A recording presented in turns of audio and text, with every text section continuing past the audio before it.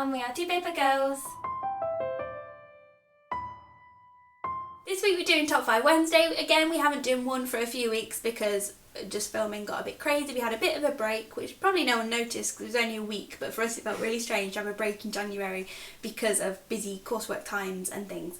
But we're back doing Top 5 Wednesday, and this week's topic is the top 5 tropes we're tired of seeing in books. We're doing a joint one because usually when we do a Top 5 Wednesday we come up with 5 each, but we thought we're a booktube channel, we love books. If we come up with 10 tropes that we dislike about books, then what do we really like about books? It'll be a bit negative to have like 10 things. Plus I think we agree on a lot of things we don't like in books as well. Starting off, actually, this is one that I know Laura really likes, but I really dislike. I don't know what it is. It is mixed media in books. Oh yeah, no, I do like that. Laura loves it. I think it's so bad. It's just like my entire book is letters, and I'm just like, I don't care. This isn't story. Like it is storytelling, but it's not story writing. Yeah. I love sitting down to read and getting to know characters through stories. I just feel a detachment when it's on letters, and that's why I've been put off Illumine, even though it's about space zombies, which sounds right up my street.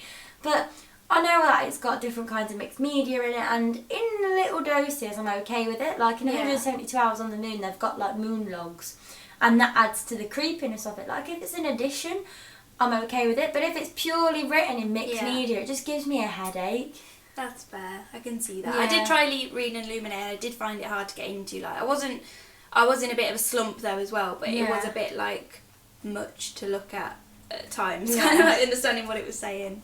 My first one, I'm also not sure if Amy's particularly against, but I think you are, and that is trilogies. Like, I'm not saying there's anything wrong with books being in series. My problem is that every YA book, it feels like, is a trilogy, or even like pushed to a duology, like things like The Next Together by Lauren James. I haven't read the second one yet, but I felt like she imagined it as a standalone, and it works as a standalone, but the publishers were like, do another one, and it's just like, why? And so many books sound amazing, and then I hear that they're a trilogy, and I'm like, I don't want to invest all my time in like 3 books and probably like reading this thing for 3 years and then forgetting what happens in between. Like, I'm a bit better with it when they're all already out, but then I don't know, sometimes you just hear a really good book idea and you're like, that sounds great, and then you read it and it doesn't conclude, and then it's like, oh, there's another one coming, and then another one. It's like, oh. That happened with Wolf by Wolf. I was like, oh my god, this is amazing, and then it was a duology, and now I haven't read the second one and I forgot what happened in the first one. Yeah.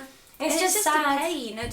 It feels like every like successful book, the publishers just make it a trilogy, which I can understand because more money, and often the story, sometimes it works really well as a series, or it's more trilogies that bother me. When it's a big long series, it's normally planned out to be so, but trilogies so often are like, have a great first book, a rubbish second book, and like an okay third book, and I just don't have the patience or the commitment for all these trilogies everywhere. My next one is when a book just tries to do too much stuff.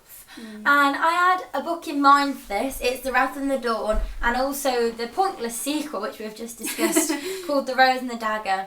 It's about a relationship, and then it's about a civil war, and then it's about friendship, and then it's about not the main love interest, but the sister of the main love interest. And it's just trying to do too much. And then with the world building as well, because it's set in like a country like Egypt or Saudi Arabia, like in like Arabian Nights kind of feel to it, but it's also got magic in it.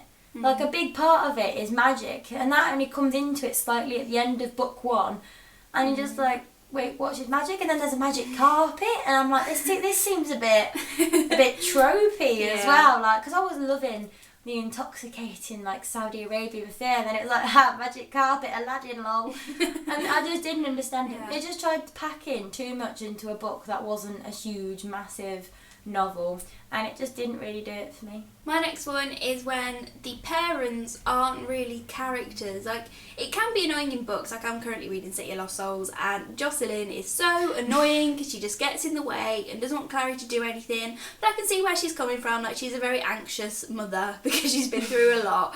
But so many, especially like mainly YA books, the parents are just non-existent. They just like, for some reason, have no part in the story, and it's like, when you're reading that as a teenager, it's just not believable, because like, you live with your parents or like your guardian, whoever, and your whole time is spent with your family, And it's kind of just so unbelievable that teenagers like go off on these crazy adventures and road trips and just like crazy things. It happens in fantasy too, and it's just like parents like they don't have parents. It's like, well, they do, but they're just not there. And I don't know, I'd really like it when there are parents. Not saying they have to be like main characters, but just I like believable, diverse characters, like diverse in the sense of lots of different types of characters in a book.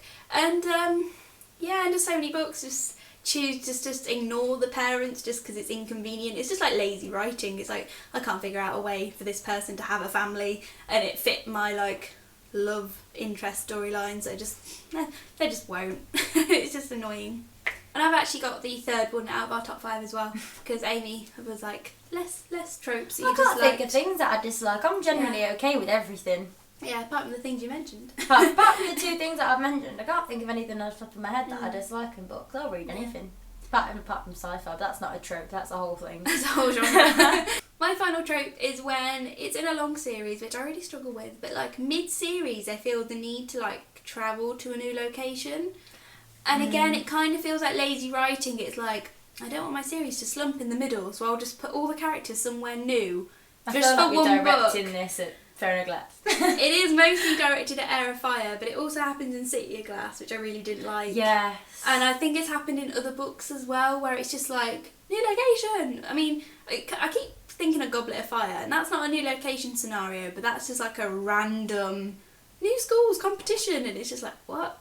I'm all for like the series progressing and having new things, but when they just throw in a new place and like have a whole book where someone's just like coming to terms with it. This is very Air of Fire directed, but yeah, I just don't like. I like knowing my setting and my characters, and then when it just like uproots it, it's either got to be for a good reason, like Deathly Hallows, like they're on the run, or just don't. Like just keep them where they're at, and the story works exactly the same normally.